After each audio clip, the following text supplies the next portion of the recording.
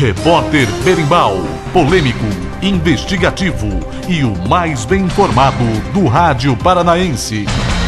2h52 e uma entrevista especial que nós fizemos com o promotor de justiça, Dr. Robertson de Azevedo. Dr. Robertson de Azevedo já foi da Vara da Infância ali de Maringá, agora tem uma outra função no Ministério Público do Paraná, dentro dessa área do meio ambiente, a Promotoria de Proteção ao Meio Ambiente, com atuação no âmbito estadual. Então ele está na coordenação desse trabalho do Ministério Público aqui do estado do Paraná. E o Dr. Robertson já é conhecido aqui na região, ele já fez reuniões com moradores, pescadores, na região do Portubá, na região de São João, de Lunardelli, de outros municípios aqui da região, já debatendo há algum tempo essa questão da barragem do Rio Ivaí. A gente já tinha lá no passado aquela perspectiva que o Rio Ivaí poderia ter 6 barragens. Na visão do Ministério Público, as barragens não são positivas, são negativas, porque trazem prejuízos, além do dano ambiental. Segundo o Ministério Público, essa perspectiva de que os municípios terão riquezas, terão lucros, ela não é verídica, e basta que os prefeitos dessas cidades, onde os rios serão barrados, procurem no Paraná outros municípios onde há rios barrados, que esses prefeitos terão notícia que as barragens trouxeram um dano ao meio ambiente e também prejuízos para esses municípios. Que a atividade rural daquelas propriedades que foram inundadas, elas geravam mais renda para o município do que a barragem. E ele vai explicar alguns detalhes, a sua visão desse assunto. Ele também alega que não gera emprego, porque elas trazem para a mão de obra especializada, as pessoas que constroem as barragens, que a geração de emprego durante a sua construção é muito pequena e que também o retorno para o município, algumas inverdades estão sendo ditas, às vezes até para confundir os prefeitos e vereadores, as lideranças, que são pessoas bem intencionadas que querem o bem do seu município, mas muitas vezes, segundo o promotor, podem estar desinformadas. Outro detalhe também importante citado pelo promotor é nos municípios, na terra, as propriedades que serão alagadas. Alguns produtores rurais ficam na esperança que no seu município, a terra sendo alagada, ele vai receber um grande valor de indenização por aquela terra que foi alagada. Mas segundo o promotor, esse também é um outro problema, que o valor pago é o valor declarado no ITR, no último ITR. E aí o produtor geralmente não declara o valor real da terra no ITR. E sai muito barato, o que eles têm obrigação de pagar é muito barato, o cidadão não concordar, entra na justiça e às vezes fica lá 10, 15 anos na justiça tentando receber por aquela terra que foi alagada. Então vamos ouvir a entrevista com o promotor de justiça, Dr. Robertson de Azevedo, que traz informações para a gente e faz aqui alguns esclarecimentos. Boa tarde. Boa tarde. É um prazer, mais uma vez, estar falando aqui na Rádio Nova Era com a comunidade do Vale do Ivaí. Doutor Robson, a gente acompanhou as assembleias que foram, as audiências que foram, não sei se a gente pode chamar exatamente de audiências, mas que foram realizadas em Grandes Rios e Jardim Alegre. Em Grandes Rios, a decisão da comunidade de deixar que os estudos avancem, e aí nós tivemos lá estudantes, pessoas até da região que foram participar, os pescadores preocupados com essa barragem, nós já debatemos muito isso, mas assim, o que a empresa repassou ali para aquelas pessoas que estavam no local é que o projeto é uma mina de ouro, que ele é especial, que vai gerar emprego, que o município vai ter desenvolvimento e, na verdade, o que os ambientalistas têm estudado não é bem isso, né? Isso o Ministério Público do Estado do Paraná, que são todos os promotores de justiça, tem uma experiência com o setor elétrico. As promessas de desenvolvimento, elas são... o desenvolvimento vem, a questão é saber, desenvolvimento para quem? O Paraná é um estado que, se você olhar no mapa hidrográfico, ele já sofreu muitos barramentos. Todo o rio Paranapanema é barrado, todo o rio Iguaçu é barrado, e Itaipu, que é a maior usina elétrica em operação no mundo, fica no Paraná. O que o Ministério Público tem feito institucionalmente há décadas é justamente tentar levar as comunidades à realidade a partir da experiência que se tem. Um dado que eu vi, inclusive na sua matéria, Ronaldo, sobre o evento, é sobre a questão do Paraná ser superavitário. E eu vi que a resposta foi, mas o Paraná é superavitário em soja e continua plantando. É verdade. Só que o Paraná planta soja e recebe ICMS da soja e de todas as atividades. O artigo 155, inciso 2, parágrafo 2º, inciso 10, letra B, eu sei que isso parece fórmula de mágica, diz que a energia elétrica que é exportada de um estado para o outro estado, ela não pode ser tributada. Ou seja, o estado que produz energia elétrica, como o Paraná já faz, não recebe dinheiro. No entanto, e eu vi também na sua matéria, que seriam 50 hectares de áreas inundadas, uma pergunta que tem que ser feita para a comunidade e ouvir a resposta é: quantos hectares de área que hoje está no processo produtivo da lavoura ou da pecuária deixariam de estar? Sendo que na lavoura ou na pecuária toda atividade econômica é tributável. E eu fiz isso ao longo do Rio Ivaí, no Rio Piquiri, na minha tese de doutorado, fazia a pergunta-chave: qual o valor da hora trator na região de Grandes Rios? E na onde o tratorista gasta o dinheiro dele, que é na farmácia, no mercado, tudo gera ICMS. Aonde o tratorista abastece o trator? No posto de gasolina, que é tributado. A Lei Federal 9.648/98, no seu artigo 17, fala em compensação financeira. Quando fala em compensação, já está dizendo que tem um dano. Então vai compensar pelo dano. Essa compensação, primeiro que ela se dá pela energia produzida, que pelo fato do Rio Ivaí ser um rio que varia muito no seu nível, nunca é aquela máxima pelo qual é licenciado. O cálculo é que para os municípios, estados e órgãos da administração direta, fica 6,25% da energia produzida. Aí tem uma outra lei, que é a Lei 8.001 de 1990, que fala que a distribuição mensal da compensação financeira será de 45% para os municípios. Daí isso é uma apresentação que o Ministério Público tem, que está rodando por aí, ou seja, do total de energia produzida, o município atingido pela barragem recebe 45% de 6,25%, aproximadamente 2,81% do valor. Se a gente divide isso pelos dois municípios afetados, vai dar 1,40% da energia produzida. Se você pensar em quanto de soja, em quanto de leite, em quanto de hora de abastecimento do trator, de venda do defensivo, o município, se fizer a conta, ele vai perder dinheiro. E essa notícia tem que ser divulgada por quem não tem interesse econômico na coisa. No Piquiri, nós tivemos a mesma situação que agora no Ivaí. Em 2014, nós tivemos as audiências públicas do procedimento de licenciamento ambiental. E as informações, inclusive, sobre quanto o município ganha, ninguém estava dando. Eu queria fazer uma notícia também, Ronaldo, que essas duas reuniões, elas não são audiências públicas propriamente falando. Elas são reuniões em que o empreendedor diz para a população: temos uma ideia de fazer um projeto. Ela não é prevista na legislação, ela é uma faculdade que o Estado do Paraná tem estimulado, e daí foi muito importante a participação de várias pessoas, não só dos interessados, para mostrar, inclusive para os empreendedores, que a comunidade do Rio Ivaí já sabe das consequências de uma barragem. Economicamente, a gente questiona justamente o lucro. E eu sugiro aos prefeitos municipais, aos vereadores, que vão em municípios que já têm barragens feitas para saber se, dá dinheiro para o município, 2, dá emprego para o município e 3, se as pessoas têm acesso ao lago. Eu já tive o prazer de conversar numa reunião em 2012, em Alto Piquiri, com o então vice-prefeito de Alto Piquiri, que falou exatamente isso. Que ele, recém-eleito, a chapa dele, foi visitar Vera Cruz Oeste para responder essas 3 perguntas. E como foi não nas 3, ele estava ali dizendo o quê? Alto Piquiri não quer barragem.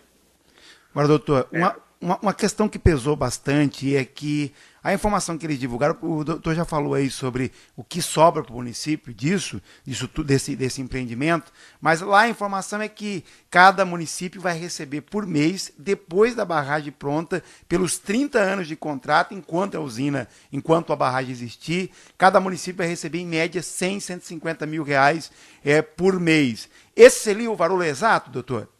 Olha, eu teria que fazer essa conta, mas não é a realidade que a gente está descobrindo nos municípios do Piquiri, em que se trata de uma usina hidrelétrica. Sei. Para fazer essa conta, eu sugeri o seguinte: eu não vou fazer promessa, mas eu vou te dar a receita do bolo. Sei. Eu não sei fazer conta, mas você vai conseguir fazer aí, Ronaldo. Segundo a legislação, né? Segundo a lei 9.648/98, artigo 17, parágrafo 1º, inciso 1. Sei. Mais o artigo 1º da Lei Federal 8.001 de 90. A fórmula é essa. Do total de energia produzida. Se a gente sabe que a produzida é menor que a nominal, vamos dizer que seja de 20 megawatts, se a proposta deles é uma PCH de 28. 28, isso. Daí você vai, por favor, eu não tenho esse acesso, vai ver quanto que está o megawatt-hora. E dessa 20 vezes megawatt-hora, o município fica com, se forem 2 municípios afetados, eu não conheço o projeto, 2. Seria com 1,40% desse valor. Se esse valor dá 140 mil, a gente está falando de uma super hidrelétrica. Exato. Mas PCH é justamente uma pequena central hidrelétrica.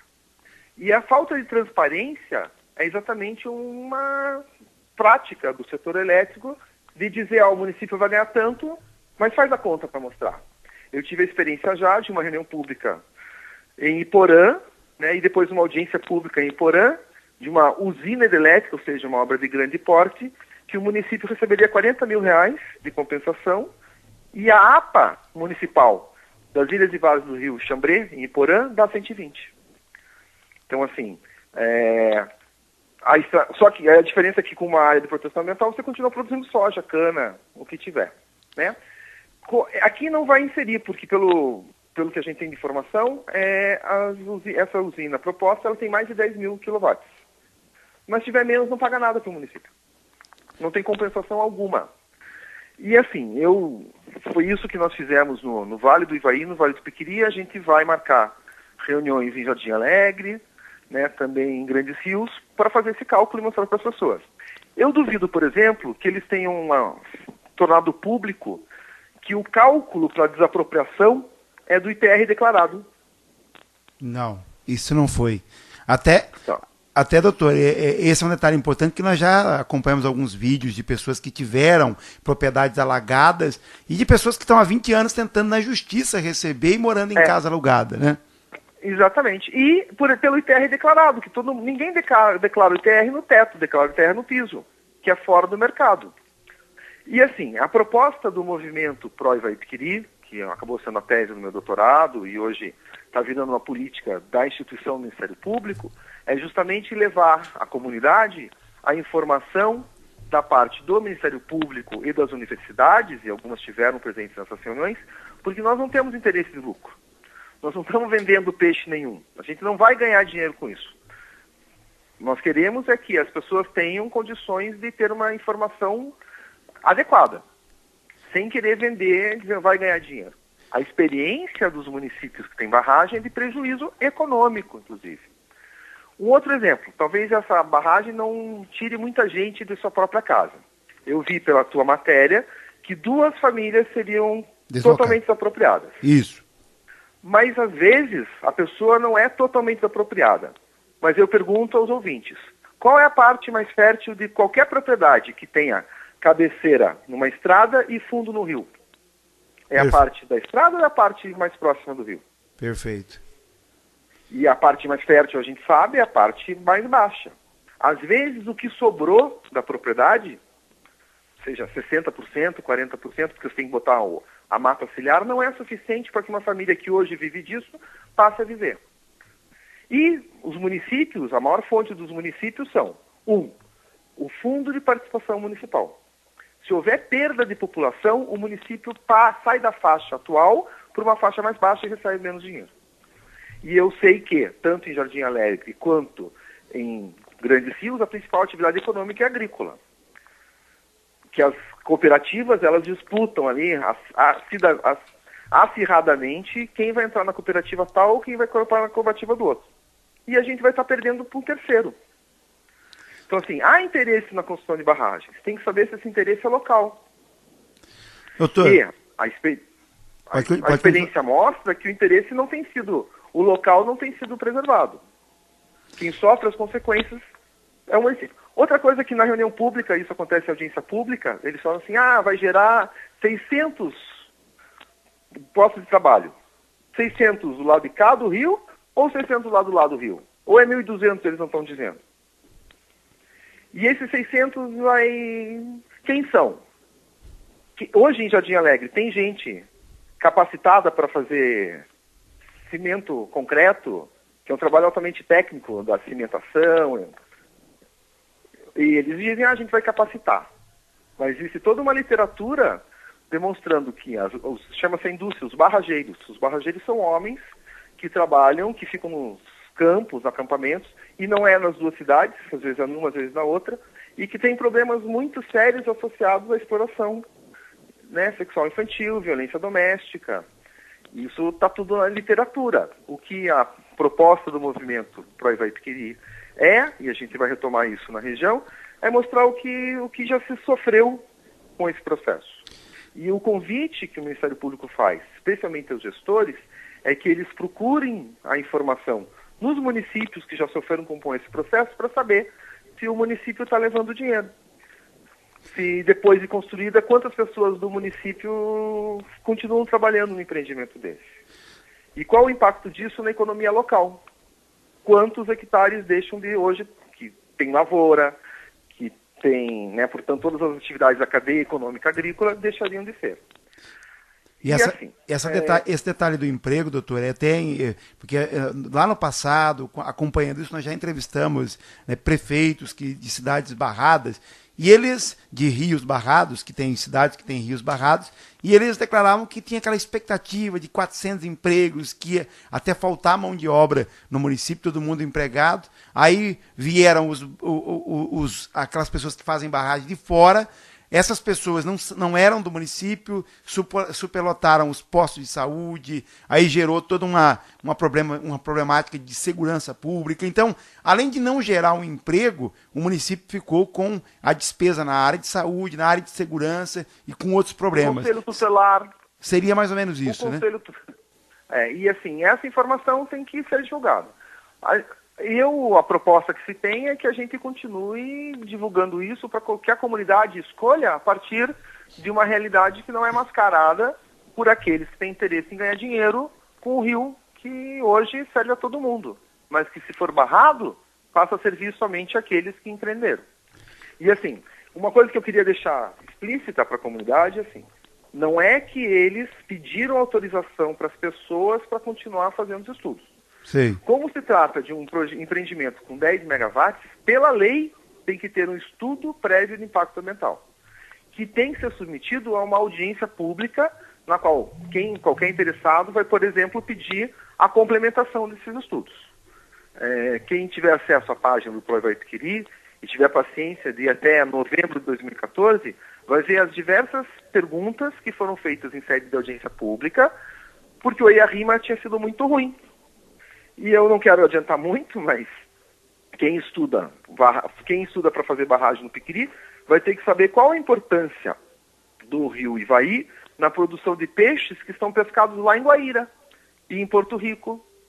Porque a ciência, através da Universidade Estadual de Maringá, por exemplo, e está na página do Pro Ivaí-Piquiri recentemente, demonstrou, a pedido inclusive da Copel, que o rio Ivaí é fundamental para os peixes que nascem lá no parque, que moram lá no Parque Nacional de Ilha Grande.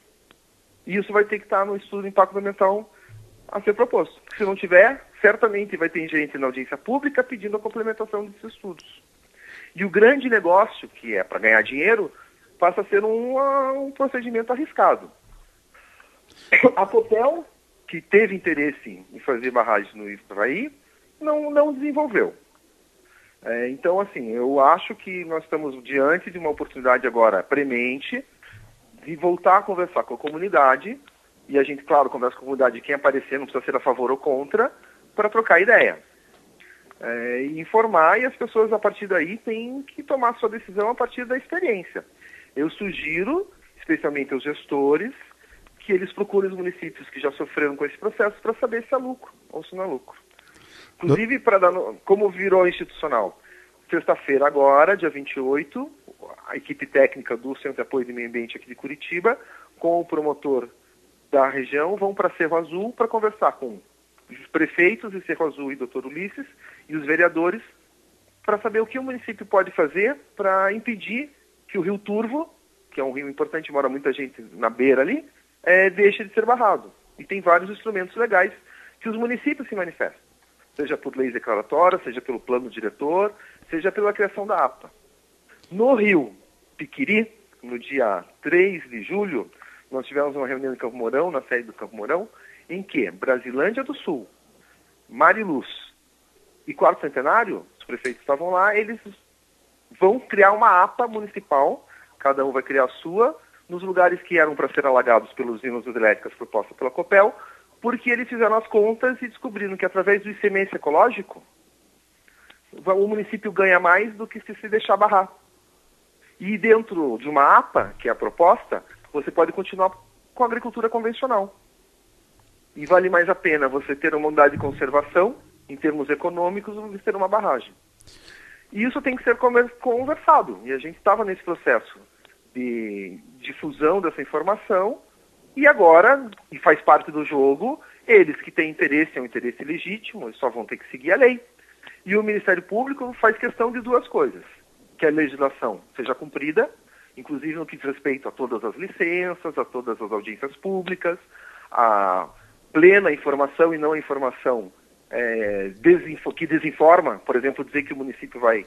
Faça a conta você, eles disseram que ganha 140 mil, mas use lá, use 28, mesmo sabendo que não é 28. Veja Sim. quanto está o quilowatt, né? Veja quanto custa 1,40%, que é o que a legislação diz que o município pode receber. E se der 140 mil, eles estão falando ao fato. Se der menos, já é indicativo de que a informação deles não é exatamente a mais confiável. Até porque eles têm interesse, que é que saia um empreendimento que vai dar dinheiro para os investidores e para eles mesmos. Doutor, e a nossa experiência tem Sim. sido vivida no estado do Paraná desde a década de 50, que levou o Ministério Público a ter uma posição bastante crítica. Doutor, e um detalhe que também foi discutido e gerou dúvidas, é que a gente tem difundido informações, eu tenho buscado informações de onde as barragens ocorreram, que o rio vira lago, porque o peixe ele depende daquela adrenalina, ele depende de subir o rio para lá na cabeceira ele reproduzir. Quando o rio é barrado, muitos peixes não conseguem mais sobreviver, porque corta esse ciclo e vira um lago. A gente vai ter peixe que se encontra aí nos açudes, nas represas. Essa informação é verídica também, doutor? Sim, isso chama-se, tecnicamente, chama-se fragmentação do habitat. O rio é um contínuo. Ele começa lá, no nosso caso, começa lá em Prudentópolis e, de fato, das super cachoeiras de Prudentópolis para cima vive um tipo de peixe e para baixo vive outro. São barreiras ecológicas. Os peixes que habitam o Ivaí, eles podem ser classificados de duas formas. Ou são típicos do Ivaí, e tem peixe, tem mais que peixe, tem espécies muito importantes, como por exemplo as esponjas de água doce, que só existem em poucos lugares. Um deles é o Ivaí, que é um indicativo de água de muita boa qualidade. Ou eles são peixes migradores, que eles vivem boa parte do ciclo de vida deles no Rio Paraná, mas que eles sobem o Ivaí, ou eles sobem o Piquiri. Antigamente eles subiam o Paraná, mas agora não sobem mais, está barrado. Eles sobem o Ivaí, e nas cabeceiras do Ivaí, para baixo aqui das cachoeiras de Prudentópolis, eles desovam. E esse processo ele vem persistindo, e é por isso que tem pintado, dourado, piapara, pacu, que são alguns dos peixes de interesse inclusive econômico e esportivo nativos do Piquiri. Se você tem uma barragem, ele não sobe a barragem. Aí tem gente que faz, mas a gente faz escada de peixe. Só que a escada de peixe, pelos pesquisadores, inclusive os pesquisadores aqui da UEM, ela é uma armadilha ecológica. Porque esses peixes que a gente está falando, pintado, dourado, piapara, são peixes que vivem no rio, como o Ivaí, como o Piquiri, que é um rio turvo. Eles não ficam enxergando. O principal sistema de localização desses peixes é a linha lateral, e a partir dessa linha lateral eles sabem se eles estão contra a corrente, a favor da corrente, subindo o rio ou não subindo o rio. Quando um peixe, que já não enxerga bem, entra num lago de água parada, ele fica perdido. Sim. E aí o peixe sobe e não desce. E isso tudo está na ciência, está escrito. O nosso papel tem sido comparar o estudo de impacto ambiental que eles, por lei, têm que produzir com a melhor informação que está sendo captada pelas universidades, por exemplo, da UEM, da UEL, da Federal Tecnológica de Campo Mourão. E se tiver alguma coisa em desacordo, a gente vai pedir para eles complementarem o estudo. Então nós, no Ivaí, estamos começando um processo, e eu fiquei bastante tranquilo quando eu li a sua notícia do evento, é que teve gente que já disse, eu sou pescador profissional, eu quero saber qual é o efeito da sua barragem na minha vida. E isso vale para os pescadores aqui do Portubá, mas o povo lá de Querência do Norte vai querer saber a mesma coisa. Os pescadores amadores da região do Baixo Iguaçu que pesca, né? Sim. Eu estou aqui, o pessoal da ADEAN, etc., eles querem saber qual é o efeito da barragem nos peixes esportivos da pesca amadora na região de São Carlos do Ivaí, de Paraíso do Norte. E o que não pode é a gente achar que uma PCH entre grandes rios e Jardim Alegre vai ter efeito só nessas duas cidades, porque ela afeta a continuidade de um rio que passa por dezenas de municípios do Paraná. E a gente vai fazer questão de que todos os danos associados a isso sejam contabilizados. Então é um processo de informação e contra-informação. O nosso papel é ampliar ao máximo a informação a ser dada à sociedade. Nesse sentido, a gente já está pensando não só em conversar com a Cressol e com os agricultores, com as lideranças religiosas de grandes rios, como também fazer uma reunião para os promotores da bacia do Alto Ivaí. Já falei com a doutora Rosana hoje, que é o meu primeiro dia de trabalho de coisas sérias, para a gente começar um enfrentamento, que o Ministério Público tem muita experiência, né, porque a gente faz isso há alguns anos já, no interesse público, e que no Piquiri redundou no convencimento dos gestores a criarem, por exemplo, áreas de proteção ambiental em locais que seriam inundados por uma barragem. E para os para os ouvintes, eu queria convidar que eles refletissem no seguinte: quando você pensa no rio, o que você está pensando? Quando você fala no rio, você pensa na água corrente, na curva, na ilha, no barranco, no mato, na lavoura do lado do mato. Se você passar numa sala de 100 pessoas e cada uma dá uma imagem diferente, vai ter 100 imagens diferentes. Com o lago fica tudo igual, tudo embaixo d'água. E essa diversidade que o Ivaí, e quem foi na reunião pública, viu o vídeo que a doutora Rosana passou, a riqueza do rio Ivaí não tem dinheiro que pague. E a gente está transformando algo que pertence a todos e ao futuro num lago artificial que vai beneficiar poucas pessoas.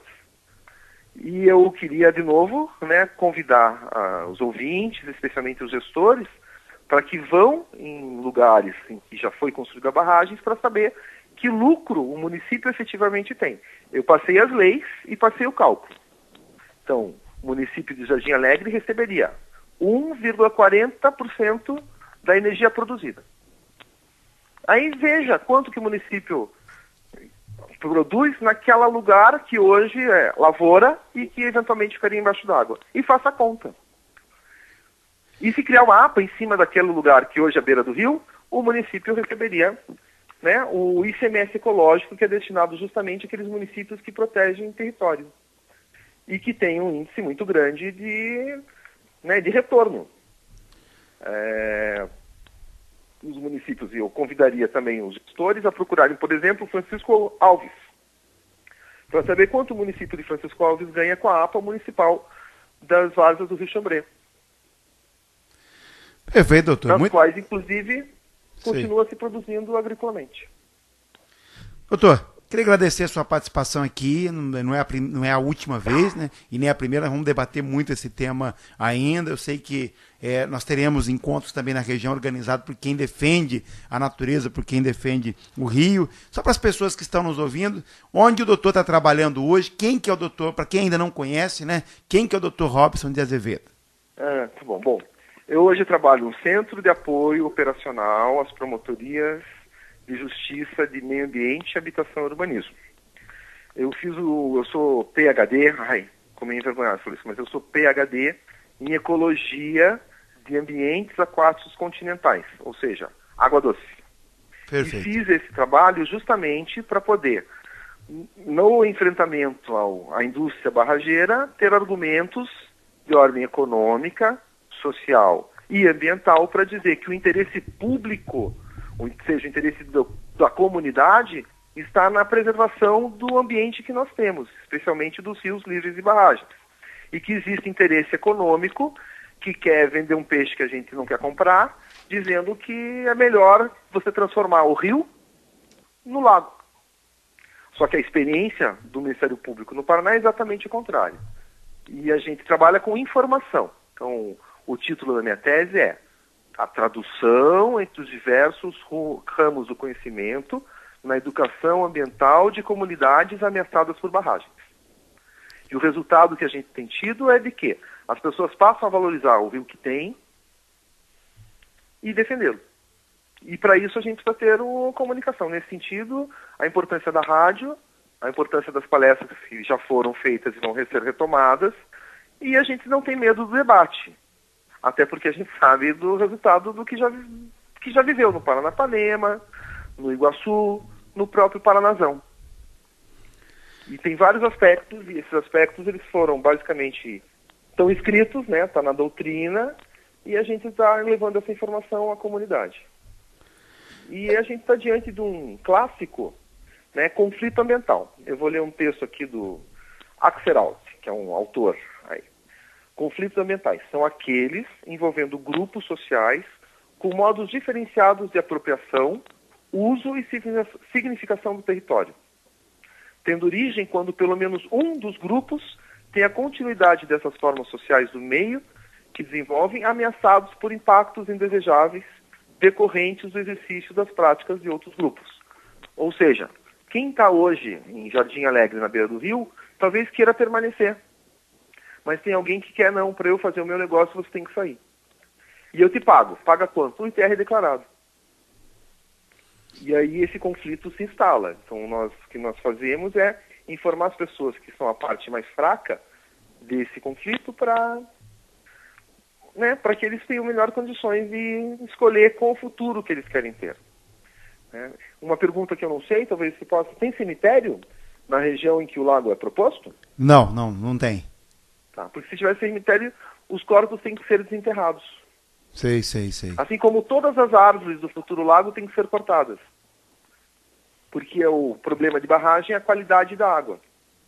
E você tem que tirar tudo que está embaixo para não apodrecer mais rápido do que vai ser normalmente esse processo de eutrofização de um lago artificial. Então tem um monte de informação ainda a ser divulgada.